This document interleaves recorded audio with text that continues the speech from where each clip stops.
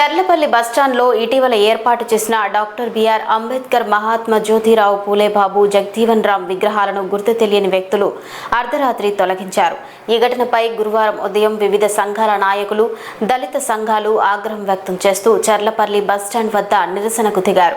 భారత రాష్ట్ర సమితి రాష్ట్ర నాయకుడు సింగిరెడ్డి సోమశేఖర్ రెడ్డి ఆధ్వర్యంలో కార్యకర్తలు పెద్ద ఎత్తున నినాదాలు చేశారు. దీంతో పోలీసులు సోమశేఖర్ రెడ్డితో పాటు సుమారు 20 మందిని అరెస్టు చేసి గట్కేసర్ పోలీస్ స్టేషన్ కు తరలించారు.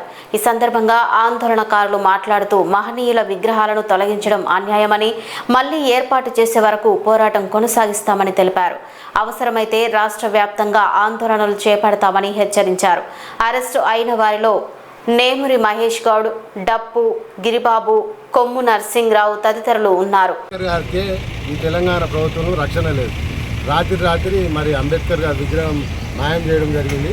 సో ఇవాళ మేమనడం ఏంటంటే, అంబేద్కర్ గారి అక్రమంగా అరెస్ట్ చేసి చర్లపల్లి పోలీస్ స్టేషన్ తరలించదు. సో ఇవన్నీ మరి ఈ తెలంగాణ ప్రభుత్వం నిరసన పాలనకు నిదర్శనం. సో అంబేద్కర్ గారికే ఈరోజు ఈ రాష్ట్రంలో రక్షణ లేదంటే ఇంకా సామాన్య ప్రజల పరిస్థితి ఏందనేది ప్రతి ఒక్క సామాన్య ప్రజలందరూ ఆలోచించాలని తెలుపుతున్నాం. జై భీమ్, జై భీమ్, జై భీమ్, జై భీమ్, జై భీమ్, జై భీమ్, జై భీమ్,